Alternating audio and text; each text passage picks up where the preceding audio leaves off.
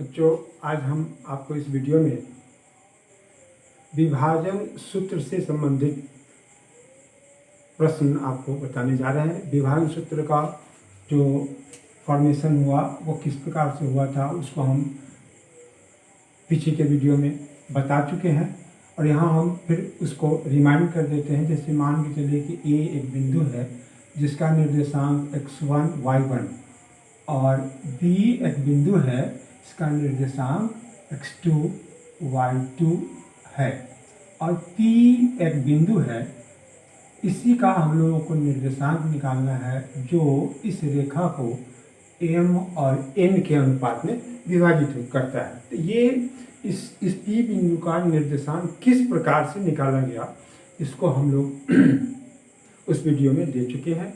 आपको सूत्र से वहाँ भी देखेंगे और सूत्र उसका होता है p का निर्देशांक होता है mx2 प्लस nx1 बटे m प्लस n और my2 प्लस ny1 बटे m प्लस n।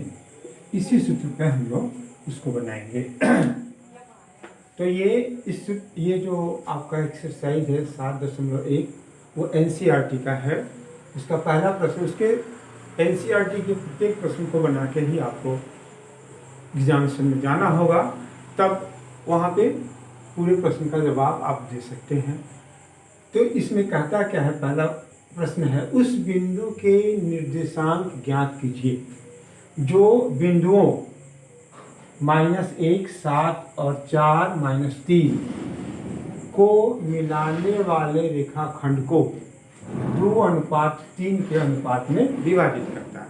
तो सबसे पहले हम क्या करेंगे कि इसमें से x1 y1 सुविधा के लिए x2 y2 और m और n को चुन लेंगे। ये शुरू में आपको जरूरत पड़ेगा, बाद में अभ्यास हो जाने के बाद डायरेक्टली आप लिख सकते हैं।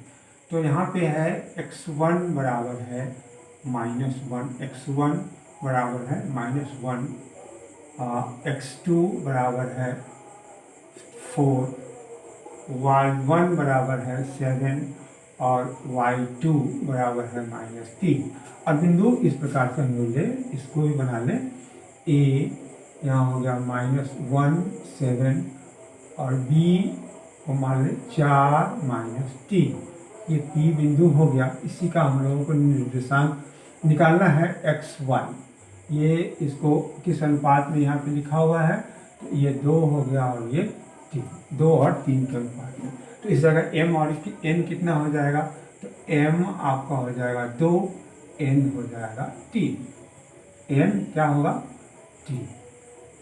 अब p का निर्देशांक निकालना है तो सूत्र हमारे पास है, उस सूत्र को लिखेंगे पहले स्थिर से। और सूत्र तो बहुत ही ज़रूरी होता है, mx2 प्लस nx1 बटे m प्लस n और my2 प्लस ny1 बटे m प्लस n। अब इसी में मान हमारे पास ऊपर टोटल मान है, सभी मान को हम स्थिर से डालेंगे। मिस नहीं करना चाहिए, इधर से उधर नहीं होना चाहिए, नहीं तो प्रश्न आंसर गलत हो जाएगा। तो यहाँ n की जगह पर कितना है 2 इंटू x2 का मान कितना दिया हुआ 4 प्लस n का मान कितना है 3 इंटू x1 का मान है -1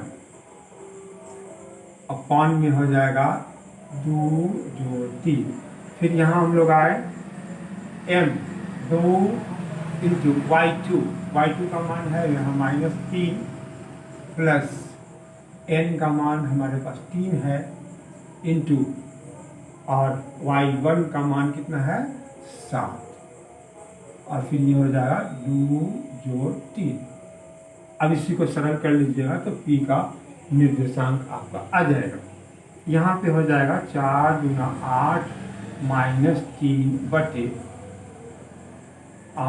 5 और यहाँ हो जाएगा 6 प्लस 21 बटे 5। इसको हम लोग सरल कर देंगे, 5 बटे 5 और यहाँ हो जाएगा 15 बटे 5 ये कट जाएगा तो 1 बचेगा और ये हो जाएगा 3 मीन्स 1 और 3।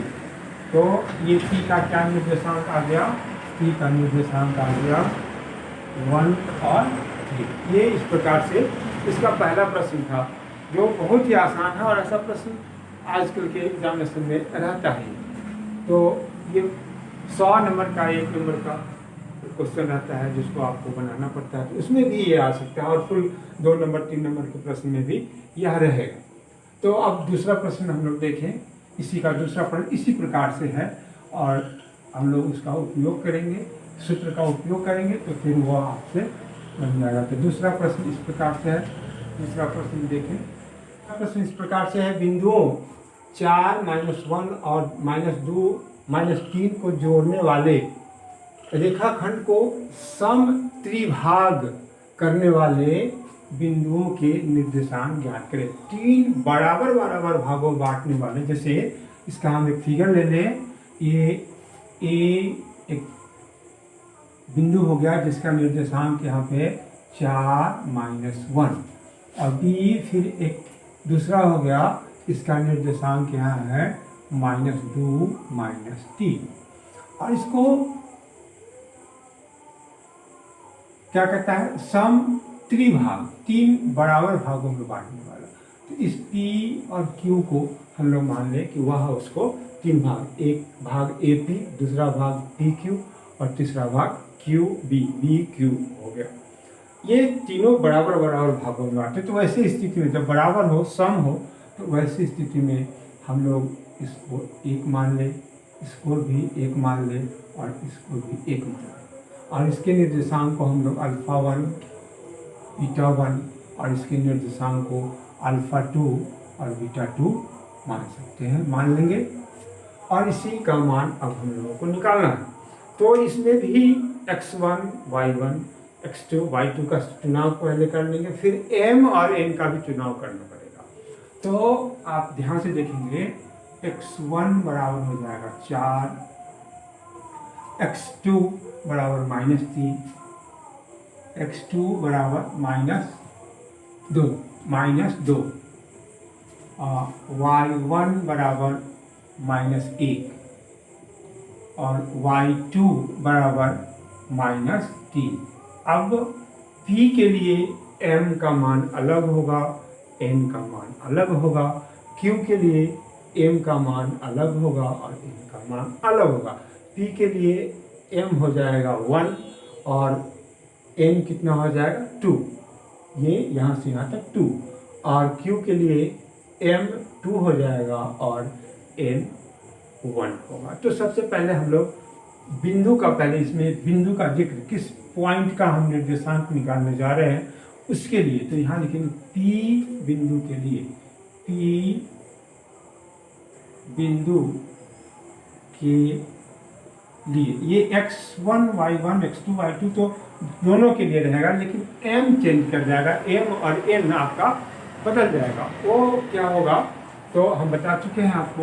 P बिंदु के लिए m बराबर 1 और n बराबर 2, यहाँ पे 1 और 1 2 हो जाएगा। अब इसी को हम लोग डाल देंगे, तो P का निर्देशांक हो जाएगा m x2 plus n x1 बटे m प्लस n और m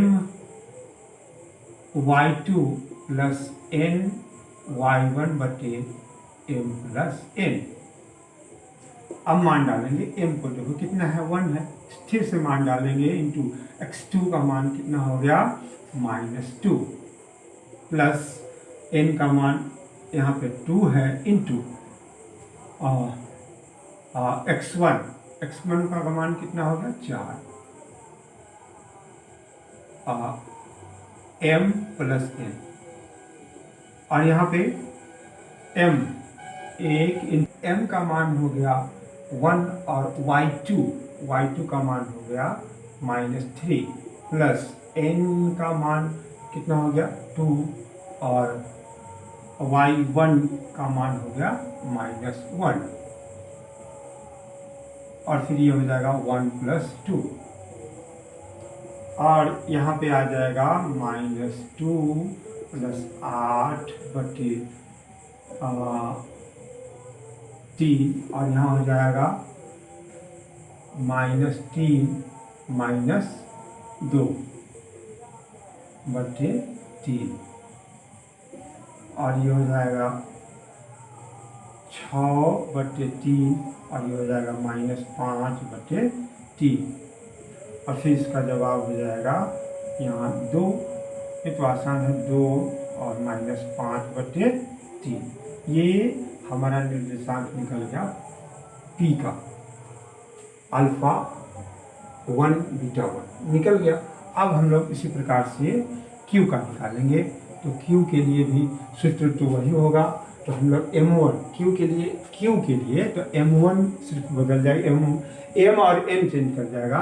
तो Q के लिए, Q बिंदु के लिए, Q बिंदु के लिए M = 2 और N = 1। तो यहाँ पे क्या हो जाएगा, Q बराबर क्या सूत्र यही होगा। तो सूत्र हम वहाँ नहीं लिखते हैं। M हमारा कितना हो गया, 2, और इंटू x2 हमारा कितना है, -2, प्लस N है 1 इंटू x1 4 बटे 2 जोड़ 1, और दूसरा निर्देशांक y1 हमारे पास कितना हो जाएगा, तो M2 इंटू माइनस y2 यहाँ हो गया -3, प्लस फिर यहाँ हो जाएगा 1 इंटू -1, ध्यान देंगे यहाँ पे -1 है, 2 + 1। अब इसी को हम लोगों को सरल कर देना है। तो ये हो जाएगा -4 + 4 बटे 3, और यहाँ हो जाएगा 6 - 1 बटे 3। यहाँ हो जाएगा 0 बटे 3, और यहाँ हो जाएगा -7 बटे 3। तो फिर इसका निर्देशांक कितना हो जाएगा, 0 - 7 बटे 3।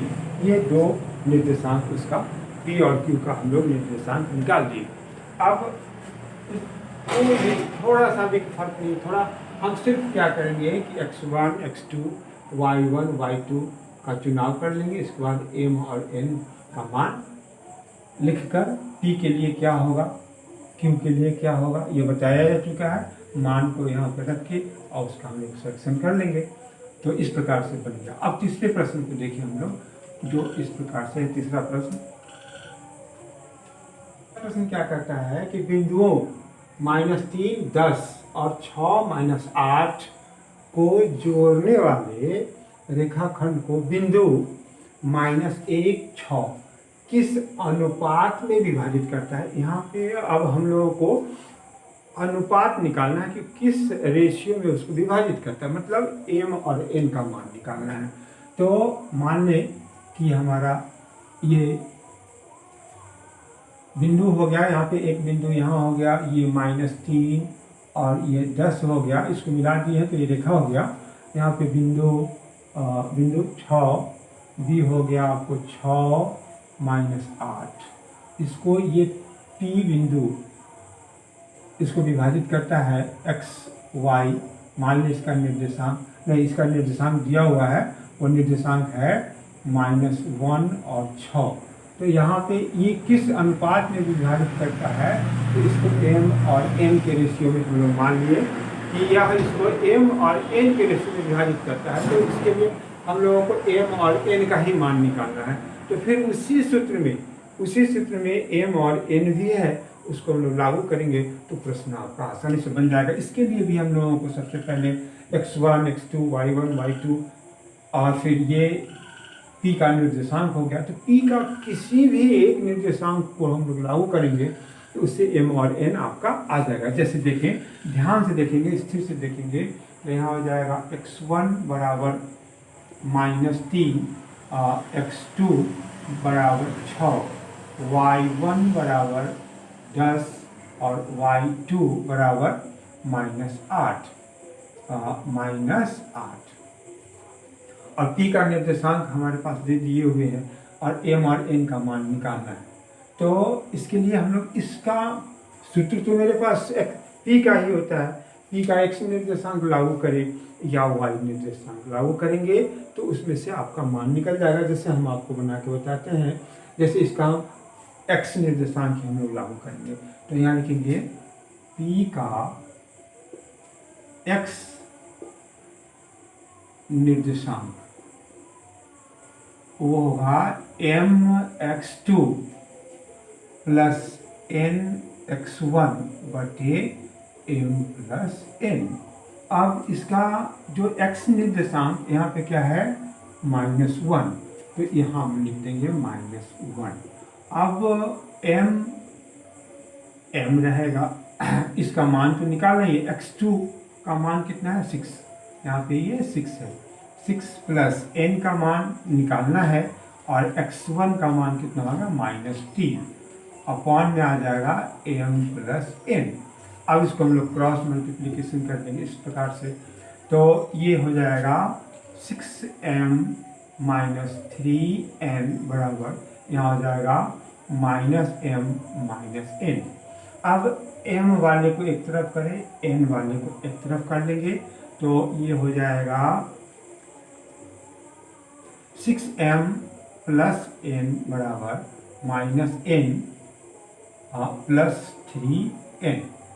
यहाँ हो जाएगा 7m और यहाँ हो जाएगा 2n। अब हम लोग क्या करें, n को यहाँ ले आए तो फिर यहाँ ये आपका हो जाएगा m/n बराबर 2/7। यही हमारा रेशियो आ गया। तो ये हमारा क्या हो गया, m और n अनुपात हमारा क्या हो गया, m/n बराबर हो जाएगा 2:7। इस प्रकार से बहुत ही स्थिर ढंग से आप सबसे पहले x1, x2, y1, y2 इसका मान निकाल के सूत्र में रखेंगे, सरल करेंगे, वो ऑटोमेटिक आपके पास रिजल्ट इस प्रकार से आ जाएगा। अब और भी प्रश्न है, इसको हम आपको नेक्स्ट वीडियो में बताएंगे। तो इसको आप देखेंगे, सूत्र सबको हमेशा ध्यान देंगे, सूत्र हमेशा याद होना चाहिए। प्रतिरोज एक मरतबा सूत्र को हम लोग देख लेंगे, तब आप प्रश्न बनाएंगे तो बहुत ही आसानी से बनेगा, आपको कोई समस्या नहीं होगी।